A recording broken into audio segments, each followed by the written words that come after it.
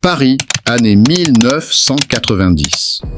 Dans les ruelles sombres de l'Est parisien, la peur s'installe.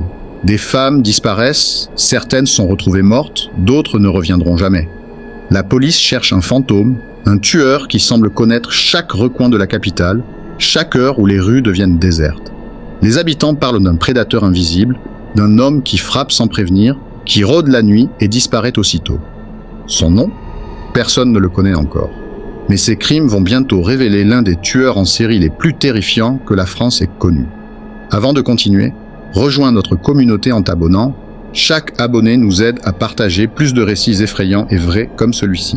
Car ce que tu vas entendre maintenant, c'est l'histoire sanglante du tueur de l'Est parisien. Son nom véritable est Guy Georges. Né en 1962, il porte déjà, dès son enfance, les stigmates d'un destin brisé.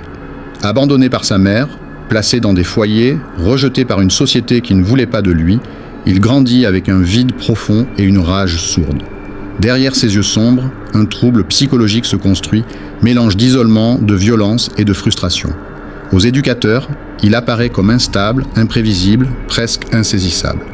Il découvre très tôt son attirance pour la domination et la cruauté, des penchants qui passeront inaperçus pendant des années. Mais pour ses futures victimes, cette façade d'homme discret deviendra le masque d'un prédateur. Car Guy Georges n'est pas seulement un enfant perdu, il deviendra l'un des tueurs les plus redoutés de France, traquant ses proies avec patience et sadisme. Au début des années 1990, Paris change de visage la nuit.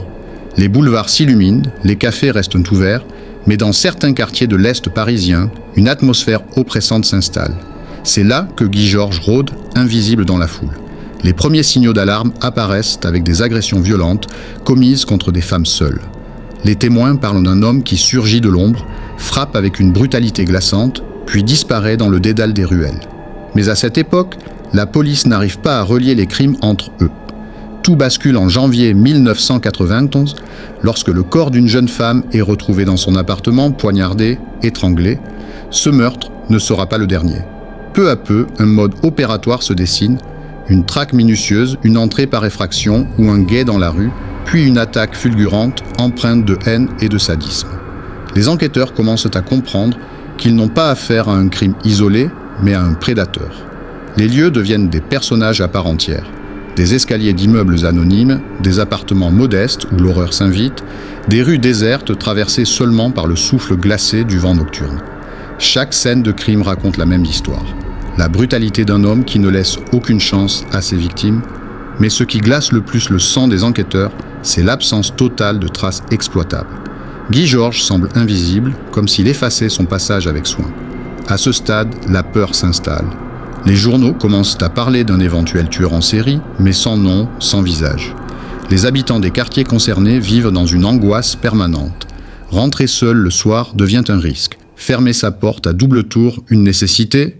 Ce climat de tension est le terreau parfait pour celui qu'on appellera bientôt le tueur de l'Est parisien. La capitale entière commence à frissonner. Chaque nouvelle victime du tueur de l'Est parisien est une blessure ouverte pour la ville. Les journaux publient des titres inquiétants. Un prédateur rôde dans Paris.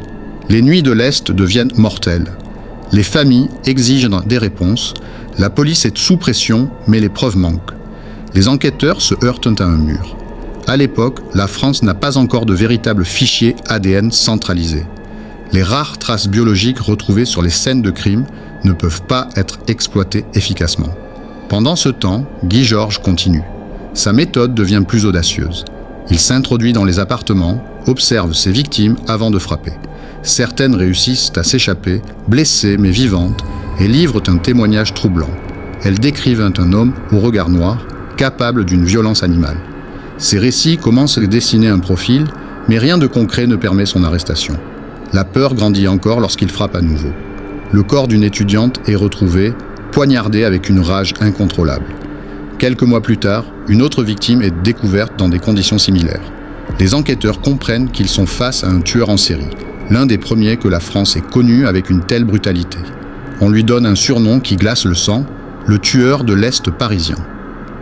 Les policiers organisant des patrouilles de nuit multiplient les interrogatoires. Mais Guy Georges connaît bien son territoire.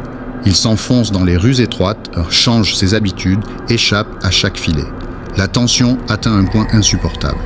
Pour les Parisiens, la nuit devient un piège. Les femmes hésitent à sortir seules, les immeubles se transforment en forteresses et chaque bruit dans l'obscurité fait battre les cœurs plus vite. Un parfum d'impuissance flotte sur l'enquête. Les criminologues, appelés en renfort, décrivent un prédateur intelligent, sadique, capable d'adapter ses attaques. Et plus les policiers se rapprochent de lui, plus il semble leur glisser entre les doigts comme une ombre qui refuse d'être capturée. À ce moment-là, une question hante toute la ville. Combien de temps encore avant qu'il ne frappe à nouveau ? La traque atteint son sommet au milieu des années 1990. Guy Georges n'est plus seulement un criminel, il est devenu une obsession nationale. Chaque nouvelle attaque secoue l'opinion publique et met une pression énorme sur la police. Et pourtant, il continue de tuer, presque avec arrogance, comme s'il se sentait intouchable. L'un de ses crimes les plus marquants se déroule dans un appartement modeste de l'Est parisien. Une jeune femme, seule chez elle, croit être en sécurité derrière sa porte verrouillée. Mais Guy Georges est déjà là. Il a observé, patienté, choisi son moment. En quelques minutes, il s'introduit dans le logement. L'agression est d'une brutalité inouïe. Coups, strangulation, coups de couteau. La scène est si violente que même les enquêteurs chevronnés, habitués au pire, restent marqués à vie. À mesure que les cadavres s'accumulent, la panique se transforme en colère. Les médias parlent d'un temps monstre, d'un démon des rues. Pourtant, dans son quotidien, Guy Georges mène une existence presque banale. Il fréquente des bars, croise ses voisins, s'efface dans la foule. Cette double vie fascine et terrifie à la fois. Comment un homme ordinaire peut-il se transformer en tueur sanguinaire dès la nuit tombée ? Mais le tournant arrive avec l'avancée des techniques scientifiques. En 1998, la police française dispose enfin d'un fichier ADN national.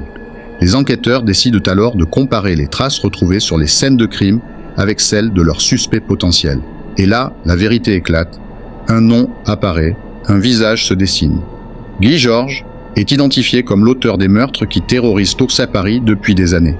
La traque finale est tendue comme une corde prête à rompre. Guy Georges est arrêté dans le 11e arrondissement, presque par hasard, alors qu'il se prépare à repartir dans la nuit.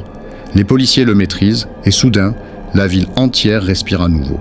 Mais ce soulagement est de courte durée, car bientôt, les aveux glaçants de Guy Georges vont révéler l'ampleur de son horreur. Il reconnaît 7 meurtres, mais les enquêteurs suspectent qu'il pourrait y en avoir davantage. C'est à ce moment-là que la peur laisse place à une fascination morbide. Le pays découvre enfin le visage du tueur qui se cachait dans ces rues depuis des années. Après l'arrestation de Guy Georges, un étrange silence tombe sur Paris. Les nuits de l'Est retrouvent une apparente tranquillité, mais cette quiétude est trompeuse. Car derrière les murs, derrière les portes fermées à double tour, un souvenir reste vivant, celui d'un prédateur qui pouvait surgir à tout instant. Dans les salles d'interrogatoire, Guy Georges garde une attitude froide, presque détachée. Ses aveux tombent comme des coups de couteau. Chaque détail, chaque description de ses crimes glace les enquêteurs. Mais entre deux phrases, il s'interrompt, reste muet, comme si certaines vérités restaient enfouies. Cette absence de réponse nourrit les doutes. A-t-il réellement tout avoué ? Y a-t-il d'autres victimes, jamais retrouvées ? Le contraste est terrifiant. Dans la rue, plus de cris, plus de corps retrouvés. Un calme inquiétant, comme si la ville elle-même retenait son souffle. Mais pour les familles des victimes, ce silence n'est pas une délivrance. C'est un vide insupportable, rempli de questions sans réponse. Et dans ce silence, une coupure brutale. Le mystère de Guy Georges ne s'efface pas, il reste suspendu, comme une ombre qui refuse de disparaître. Le procès de Guy Georges s'ouvre en 2001 devant une France médusée. Pour la première fois, le pays fait face, en direct, à l'un de ces rares tueurs en série identifiés. Dans le box, l'homme paraît presque ordinaire, silhouette frêle, visage fermé, voix basse. Pourtant, derrière cette apparence banale, se cache l'horreur de 7 vies brisées, de familles dévastées. Les récits des survivantes et les détails des crimes révèlent un monstre sans remords. Un prédateur qui chassait dans les rues de Paris comme un fauve dans sa jungle.